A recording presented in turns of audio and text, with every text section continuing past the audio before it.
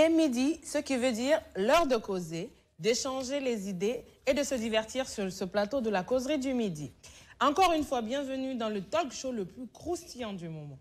Eh oui, on sait qu'aujourd'hui, les humoristes, il en existe plein et de tout style. Mais de nos jours, il ne suffit plus d'être juste drôle, mais il faut aussi être original et proposer quelque chose de différent à son public. La scène humoristique guinéenne a connu de grands noms, c'est vrai, et la causerie du midi vous en fait découvrir un nouveau aujourd'hui pour ceux et celles qui ne le connaissent peut-être pas. C'est le talk show qui vous ressemble, donc évidemment, allons ensemble à la découverte de Rigel Gandhi. La causerie du midi, c'est parti.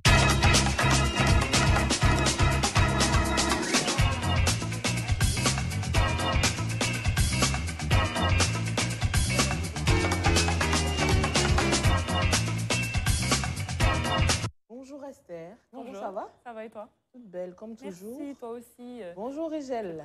Oui, pour la guerre. Moi je t'appelle Rigel. Hein? Ouais, c'est ça. Enchanté, comment tu vas? Enchanté, ça fait plaisir d'être là avec vous. Ah oui, tu es content? Pour une première télé, ouais. Ah, c'est ta première télé? Bien sûr. Non. La première fois qu'on sort à la télé, tu vois. Ou tu es en train de nous faire une blague encore? Bon, déjà, Rigel, raconte-nous un peu ton histoire. Présente-toi déjà aux téléspectateurs, parce que d'habitude, quand on a des invités, on les introduit nous-mêmes. Mais comme tu es une grande star, on préfère te laisser faire ça. Parler moi-même. Oui, vas-y. D'habitude, je viens avec mon secrétaire pour qu'il me présente. Ah, ok. Mais il est dans les bouchons. Ok.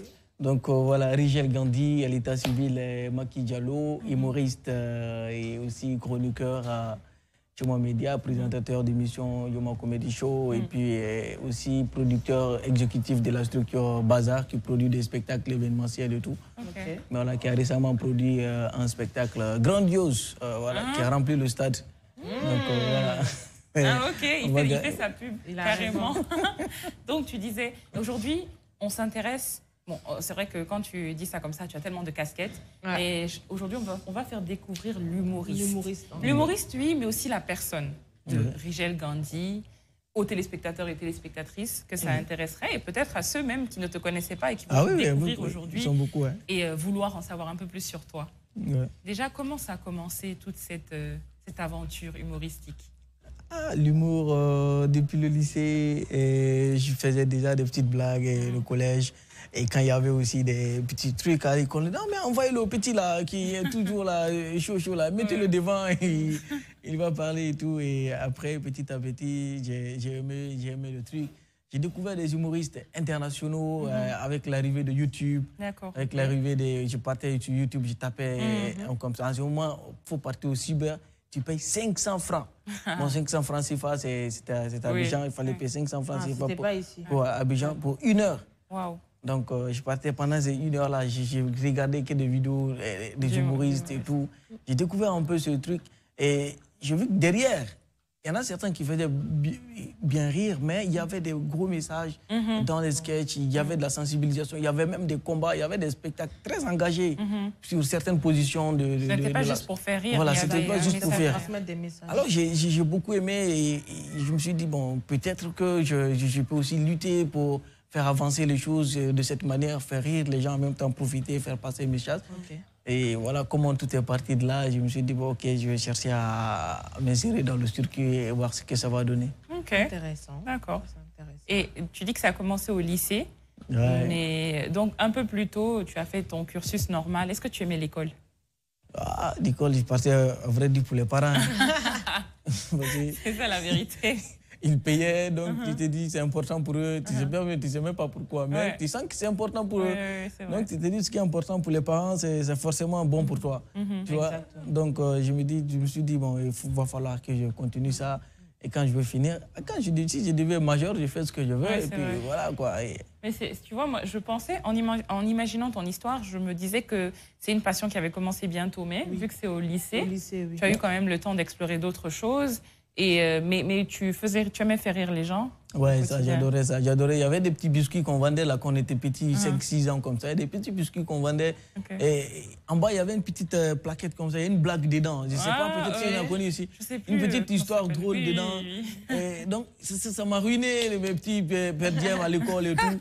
Quand je partais, je payais ça. J'aimais découvrir des nouvelles blagues à chaque fois. Et je prenais ça. Et chaque fois que j'avais une nouvelle blague, j'étais pressé d'aller la raconter aux amis et tout. Donc, jusqu'à bon. J'aime bien ce que tu fais, tu souris beaucoup là. Alors, Rigel, Comment toute cette aventure a commencé?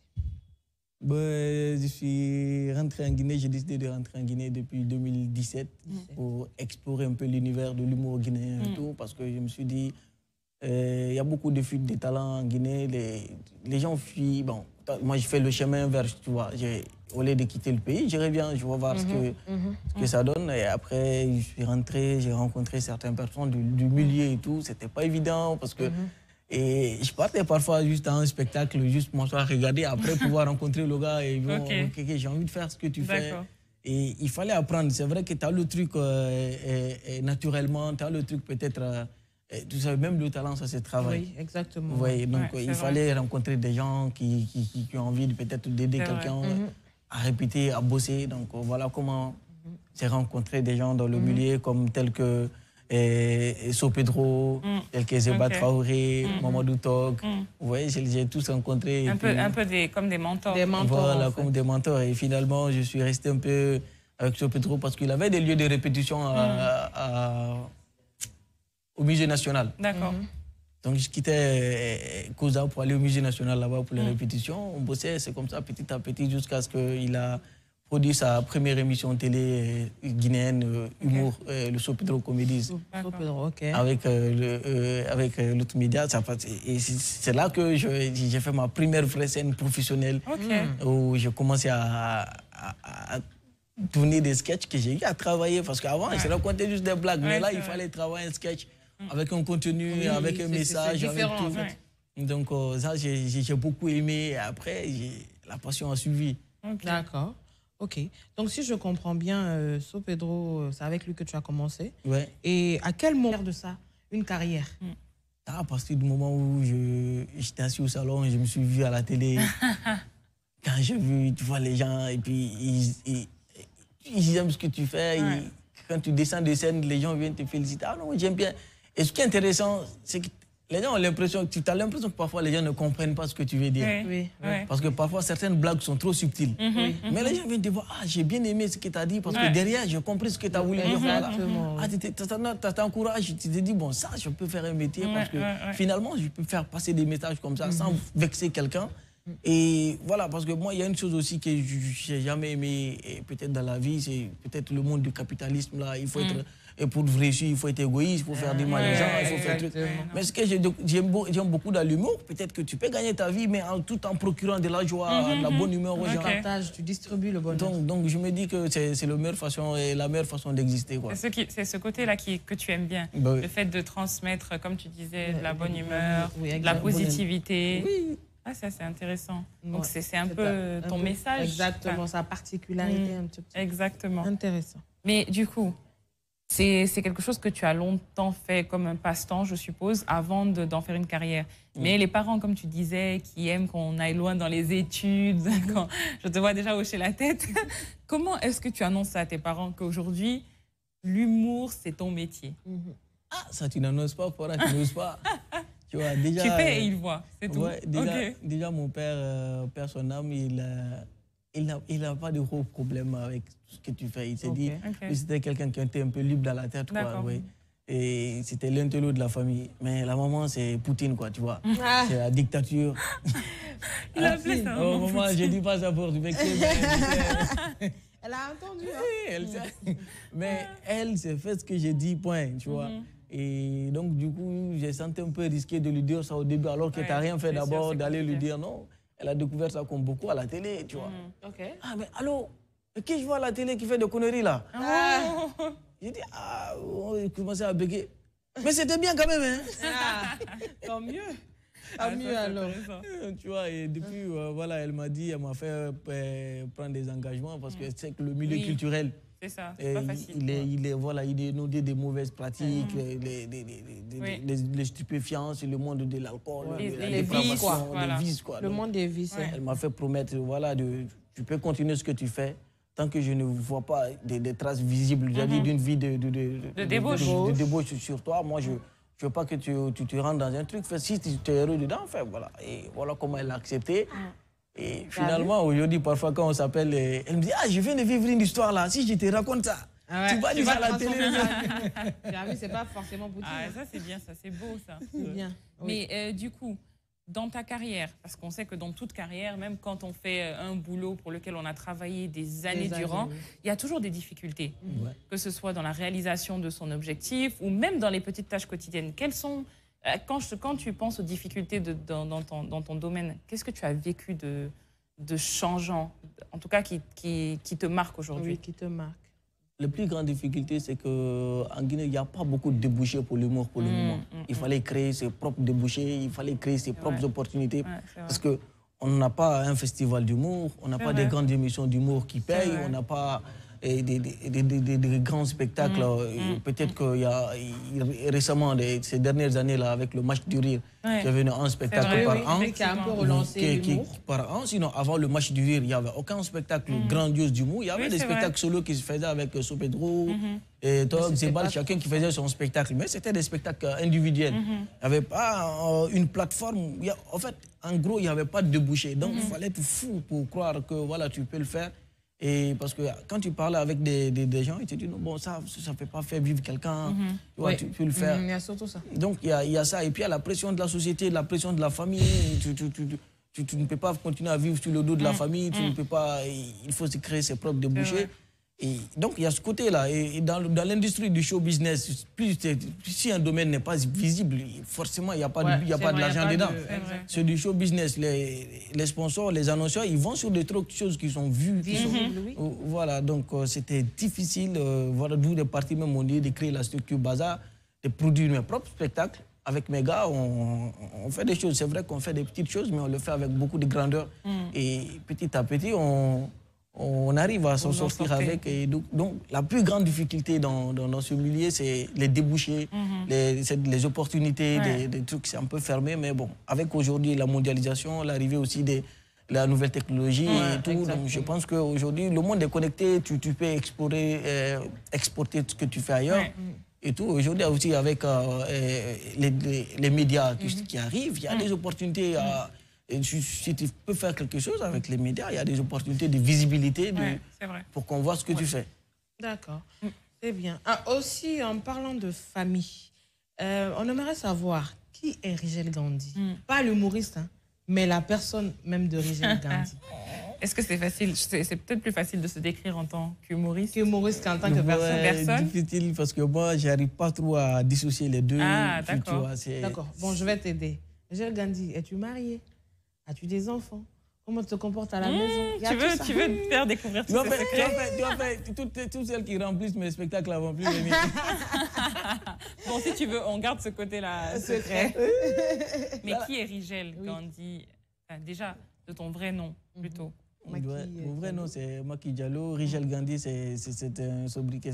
Rigel, ça vient d'une passion un peu bête que beaucoup ne connaissent pas. C'est que j'aime beaucoup l'astronomie, les étoiles et tout. Tu vois. Je regarde beaucoup des documentaires, je lis des livres sur les étoiles, les constellations. Donc, Rigel, c'est une étoile qui est dans la constellation d'Orion. Tu vois, non, je ne savais pas. Tu vois, c'est une étoile. Et Gandhi, c'est un peu pour le Pacifique, le gars un peu homme de la paix, quelqu'un qui n'aime pas la violence, qui peut lutter autrement. Tu vois, moi, je prends un peu cette philosophie-là pour dire je peux lutter pour des causes, mais avec le rire. Lui, il luttait, il fait des grèves de la faim. C'est vrai que moi, je ne peux pas avoir une grève de la faim. Mais bon, parfois, on me dit non, mais Gandhi, il a été raciste. Oui, j'allais le dire. J'allais le dire parce qu'il a aussi beaucoup de méfaits. Mais oui, mais c'est comme tout être humain, chacun a deux phases. Vrai, mais si tu décides d'épouser les idées de quelqu'un, épouse les bonnes idées de la personne. Chacun, mais ce côté négatif, c'est l'être humain avec ses défauts. Peut-être qu'il lui-même, il les a regrettés, peut-être quelque part dans sa vie, parce qu'il était très jeune. Les faits qu'on remonte qu'en Afrique du Sud, il avait 23, 24 ans en Afrique du Sud, un étudiant comme un syndicaliste. Donc, on a posé ce sont quand même des faits graves, très graves qu'il a posés. Et moi, je suppose que quand on dépasse 18 ans, on est majeur. On est majeur, mais c'est ce que j'ai dit. C'est ce que j'ai dit avec la personne de côté. Avec la personne qu'il est devenu après. On parle maintenant de Rigel Gandhi. Non, il défend le côté Gandhi positif qu'il a pris. Voilà, on parle de ça. Ouais, donc c'est un peu ça. Donc Rigel Gandhi, c'est quelqu'un aussi qui a fait ses études en communication. Donc voilà, c'est vrai que j'ai jamais postulé pour travailler en tant que communication quelque part et tout, mais j'utilise ces aptitudes-là dans mon travail, dans ce que je fais, dans les techniques d'écriture, dans la communication, et puis pour vendre aussi ce qu'on fait et tout au niveau des gens. Donc. Voilà, ce sont des choses, des aptitudes dans la vie qui t'aident beaucoup. C'est intéressant. Voilà, je suis le premier garçon d'une famille de 7 personnes. Bon, on ne voit pas lui, il en a beaucoup. Je ne sais pas il a combien d'enfants exactement, mais on est beaucoup. C'est quelqu'un, c'est comme tu dis dans la vie, parfois, on voit les choses venir de loin. Ouais. Tu vois, comme peut-être qu'il savait qu'il n'allait pas avoir 100 ans sur Terre, donc il s'est dit, bon, ok, là... Il va perpétuer son nom. Voilà, n'est-ce pas? Exactement. Mais tu disais tout à l'heure que tu n'arrives pas à faire la différence entre Rigel Gandhi et Macky Diallo. Mais justement, j'allais te demander, est-ce que quand tu montes sur scène, tu es un personnage, tu joues la comédie un peu, parce que c'est vrai, tu fais de l'humour, mais quelque part aussi, c'est une mise en scène. Mais quand tu descends de la scène, est-ce que tu es comme ça dans ton quotidien? Non, parfois je suis calme, voilà, je peux être... parfois, beaucoup de gens même qui me côtoient même au quotidien, au quartier et tout, même quand ils me voient à la télé, parfois ils sont... Ils passent ici, bonjour, bonjour, et puis voilà quoi. Tu vois, ben, je ne dis pas dissocier les deux, mais tu n'es pas obligé d'être drôle parfois à tout moment. Il faut être drôle quand c'est nécessaire. Quand tu es dans ton boulot, quand tu es sur scène, là, c'est un métier, c'est un travail que tu fais. Quand tu descends sur scène, tu n'es pas obligé. Le militaire, il ne se prend pas avec son fusil partout. Un musicien, il ne chante pas dans la rue n'importe comment. Tu vois. Donc, un humoriste aussi, tu peux être zen, calme. En même temps, quand tu montes sur scène... Quand tu as dit ça, j'ai imaginé un musicien, tu lui demandes, tu veux de l'eau? Oui. Ah ben voilà. Non, c'est vrai. C'est vrai. Ça, quand même, c'est vrai, j'avoue. C'est l'erreur que parfois que je vois beaucoup de comédiens. Ah non, partout il est, il veut être drôle, partout, n'importe quel mot, il veut placer. Oui, après, c'est lassant aussi. Voilà, parfois les gens, ça agace. C'est vrai, des fois, c'est un peu fatigant. C'est agaçant, quoi. Tu peux rester avec les gens normaux, quoi. Tu es assis là calmement. Ben voilà, si quelqu'un te voit et puis tu sais ce que tu fais, peut-être qu'il va éclater de rire. Comment tu peux être calme comme ça? Il dit, c'est Rigel qui est là. C'est lui qui est là. Donc, je comprends. Mais juste avant qu'on commence, tu as fait une petite prestation de rap. Rappeur. J'allais le dire, tu as tellement de casquettes. Et justement, en me promenant sur les réseaux sociaux, j'ai trouvé une vidéo de toi en train de rapper. C'était au spectacle de Bademba, le slammer de l'ombre. Mais j'ai tellement rigolé. Et justement, on va faire passer la vidéo pour que les téléspectateurs la voient en même temps qu'on en discute. Mais qu'est-ce qui t'intéresse dans le rap? Ou c'est juste tous les métiers de l'art qui te parlent? Non, du tout. L'humour, c'est quelque chose, tu touches tout, tu peux toucher à tout. Et quand tu vois un sujet de la société qui t'intéresse, tu te dis, bon, sous quel angle je peux attaquer ça et tout. Parce qu'aujourd'hui, l'industrie du show business, surtout avec les musiciens, c'est compliqué, il n'y a pas de professionnalisme. Les gens font n'importe quoi. Moi, c'est ce que j'essaie de ramener sur scène, de montrer un peu ce manque de professionnalisme dans le métier et tout. J'essaie de raconter ça à ma manière, peut-être pour dire aux gens, faisons les choses bien, quoi. Sinon, ça ressemble qu'à ça. Finalement, c'est comme ça, moi, je vois les choses. Donc dans tout ce que tu fais, il y a un message qui est derrière. Il y a un message, il y a tout. Nous, on fait ce qu'on appelle un peu l'humour conscient. Tu vois, pas que faire rire des blagues. Si une blague, tu connais une blague, elle connaît une blague, chacun connaît une blague qu'on peut raconter, on va rire. Tu vois. Ce qui fait la différence avec l'artiste, c'est que tu prends position sur certaines choses, sur certains sujets, et tu les assumes en même temps avec un message. Mais quand tu fais une blague contre quelqu'un ou bien sur quelqu'un, il faut que ce soit drôle pour lui-même. Sinon, c'est la provocation.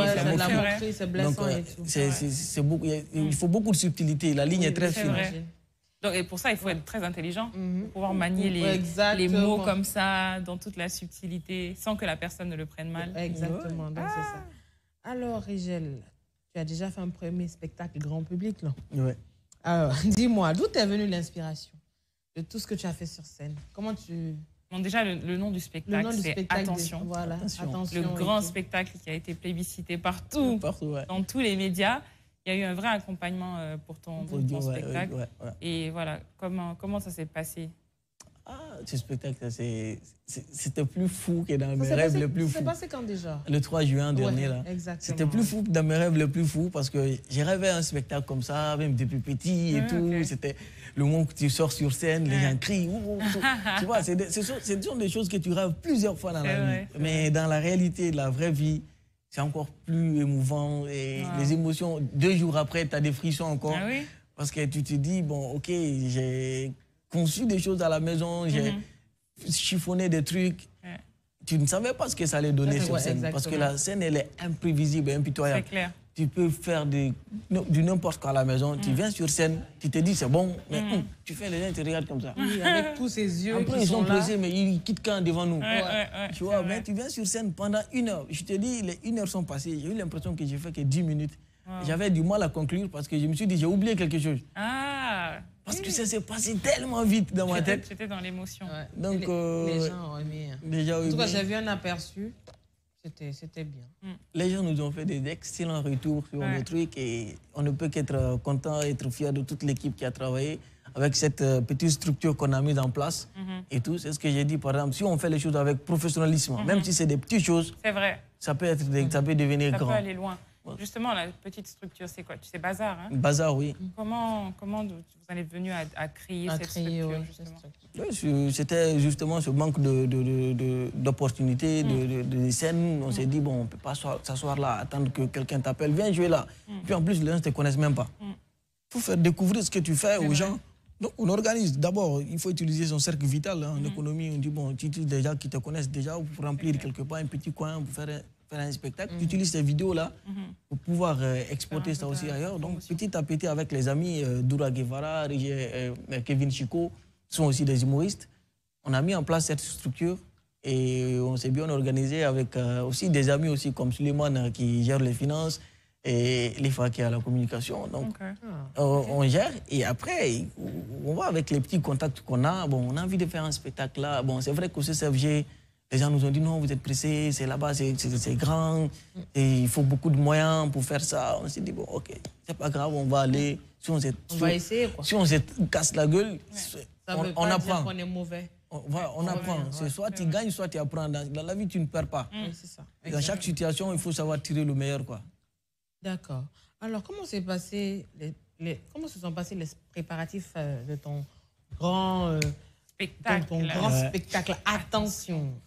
Parce que moi, déjà, j'ai vu les flyers. C'était impeccable. Je te vois avec un caillou comme ça. C'était trop beau. Ah oui, c'est là-bas qu'il faut utiliser peut-être tes aptitudes que tu as étudiées pour la communication pour communiquer et tout. Mais c'est un spectacle qu'on a fait. C'est une préparation d'1 an. Oui? Ok. Ça fait pratiquement 1 an. On travaille dessus sur l'écriture, sur la mise en scène. Parce que, comme on le dit, le CCFJ aussi, c'est vrai que ce n'est pas le sommet du tout, mais quand même, en Guinée, pour le moment, c'est la salle qui offre le plus de conditions. Au niveau culturel, en tout cas. Au niveau stand-up, surtout. Donc, il fallait se préparer et financièrement, et avoir un bon plan de communication, avoir tout.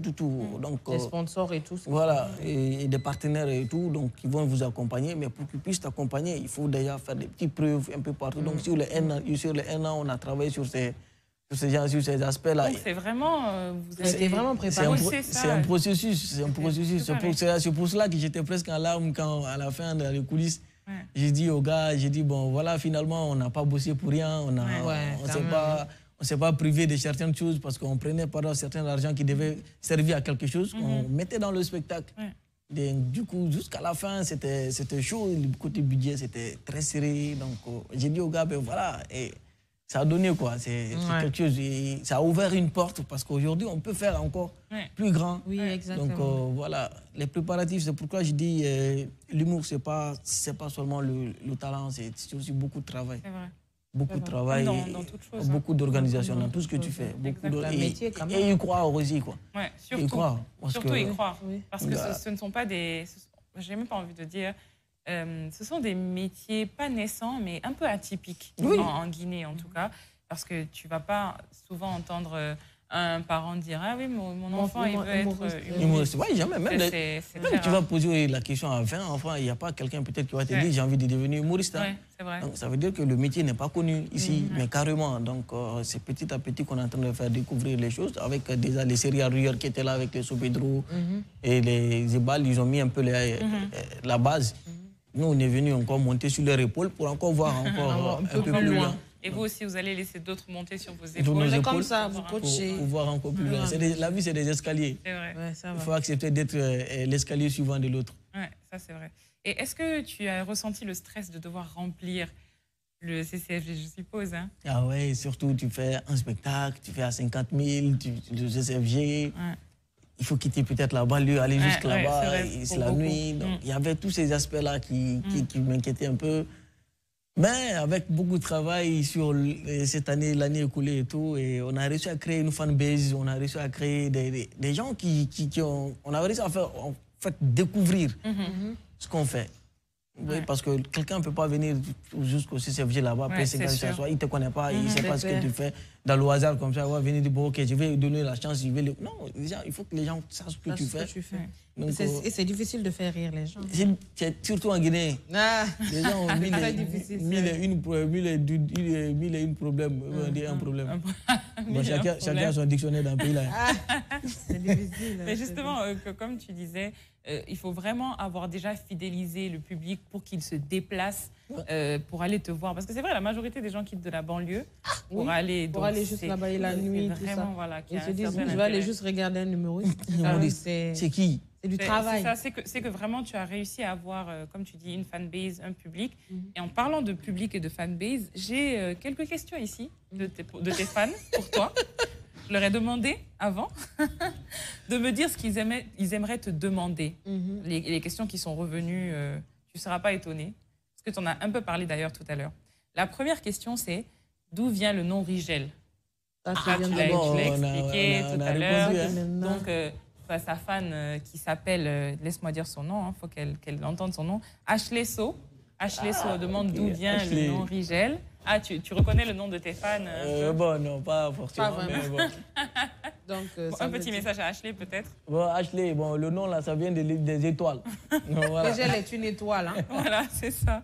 Et l'autre commentaire, il y en avait un qui disait où est-ce que tu enlèves tes inspirations? De quoi tu t'inspires au quotidien?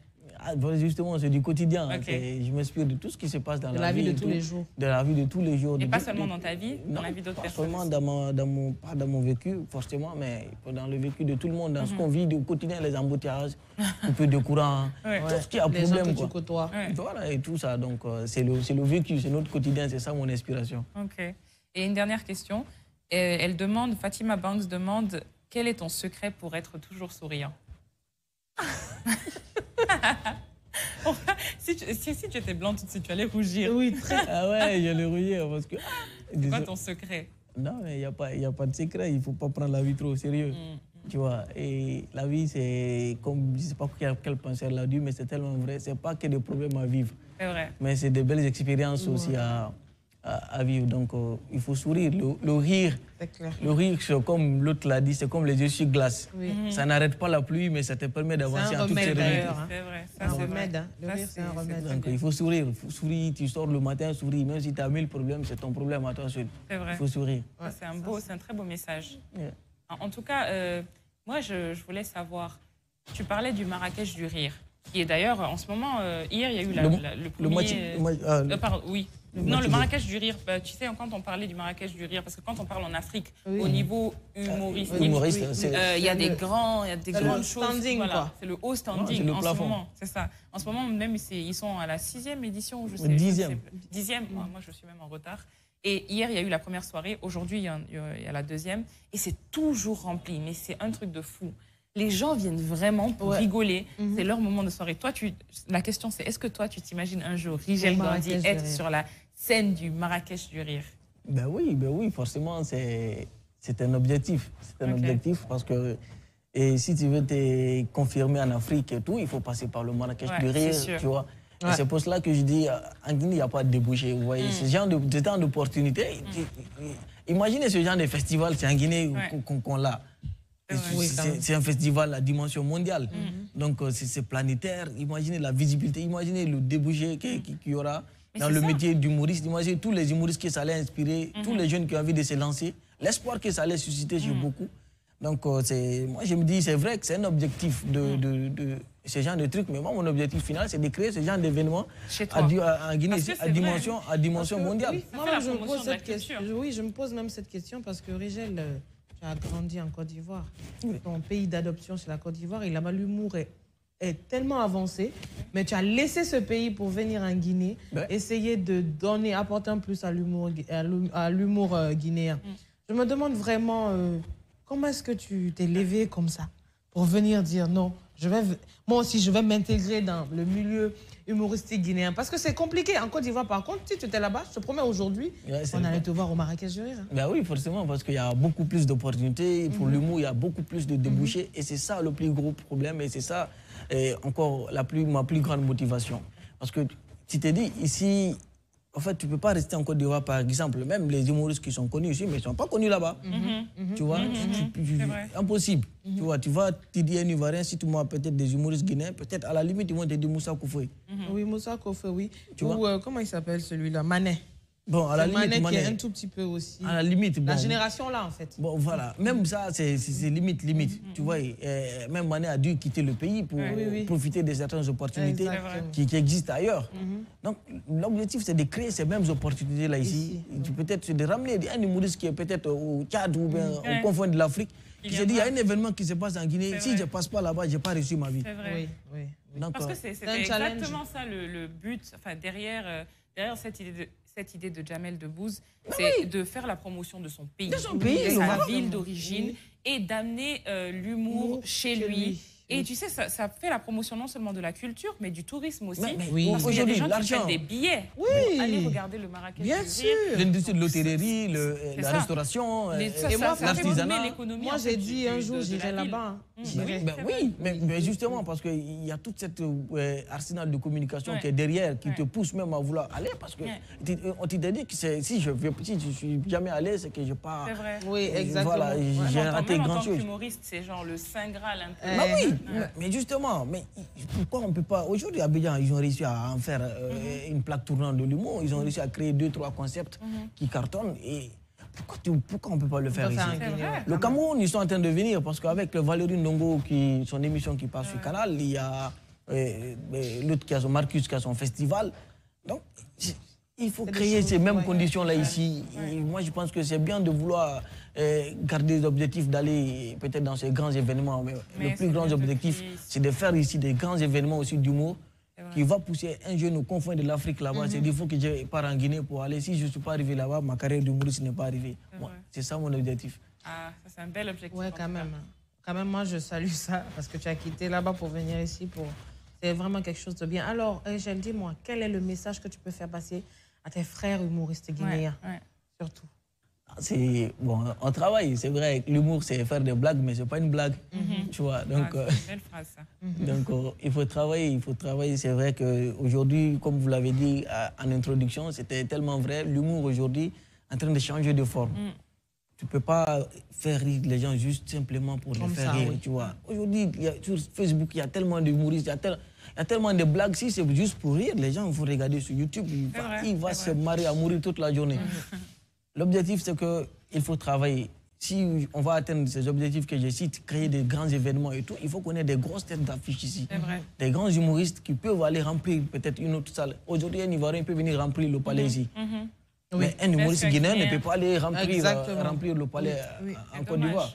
Donc, c'est de faire en sorte qu'on crée des superstars ici, faire en sorte que si on a moins 4, 5 ou 6, jusqu'à 10 humoristes qui sont hyper bons, qui sont connus, on peut créer de grands événements qui vont rassembler des milliers de personnes. Et puis voilà quoi, l'humour guinéen va exploser. On va offrir peut-être à la génération suivante l'opportunité de croire en ce métier. Sinon, moi, je me dis, nous sommes peut-être, je ne dirais pas le dernier espoir de l'humour guinéen, mais nous sommes un grand espoir pour tous ces jeunes après qui vont venir après. Et qui sait même améliorer l'école de théâtre. Voilà, et proposer des cours de théâtre, peut-être l'ISAC, l'école, de trucs, apprendre dès la base. On a des projets de trucs qu'on appelle le Bazar School, aller vers les écoles, faire des trucs de formation en stand-up. Parce que ça, ce n'est pas seulement pour ceux qui veulent devenir humoristes, parce que faire des cours de théâtre, certains politiciens, ont fait du théâtre pour être un peu plus à l'aise en public. Mais même écrire un discours, parler en public. Si par exemple, la prise en parole en public surtout, et aussi l'aisance, et aussi écrire un discours. Si tu as fait du théâtre ou même l'humour, écrire un discours pour toi, un discours captivant, c'est très facile. Captivant, c'est le mot, ouais. Voilà, c'était un très beau message. déjà la fin. Je n'aime pas la fin. C'est rapide. Tu as vu, toi-même, tu vois, non? C'est passé vite. C'est trop court, n'est-ce pas? C'est rapide. Ah, voilà. Donc, il faut donner plus de temps à la causerie du midi. Petit message à la team. En tout cas, nous, on a beaucoup aimé ce moment. Moi, j'ai apprécié échanger avec toi. J'ai quand même découvert Rigel, la personne, à côté de Rigel, l'humoriste, pardon. Et c'était intéressant. Je pense que les téléspectateurs aussi ont apprécié. Exactement. Alors, mes chers causeurs, aujourd'hui, on va clôturer cet épisode de Rigel Gandhi. J'espère que vous avez apprécié. En tout cas, nous, on était à fond dedans. On ne voulait même pas arrêter. Vous pouvez retrouver, si cet épisode vous a plu et que vous voulez encore retrouver les épisodes précédents de la causerie du midi, vous pouvez les retrouver sur la chaîne YouTube de Joma TV. Voilà, c'est simple. Vous allez juste sur YouTube, vous tapez Joma TV, la causerie du midi, vous trouverez l'épisode de Rigel qui, je pense, intéressera beaucoup de gens. Oui. Il faut le partager après. On va le partager. Oui, partage-le parce qu'il faut. Et tu reviendras dans la causerie. Oui, forcément. Okay, avec plaisir. En tout cas, nous, on te reçoit ici sans problème. Avec plaisir. Voilà, chers téléspectateurs, c'est déjà la fin. On se retrouve très bientôt dans un nouvel épisode de la causerie du midi sur Joma TV. Bye. Au revoir. Prenez soin de vous.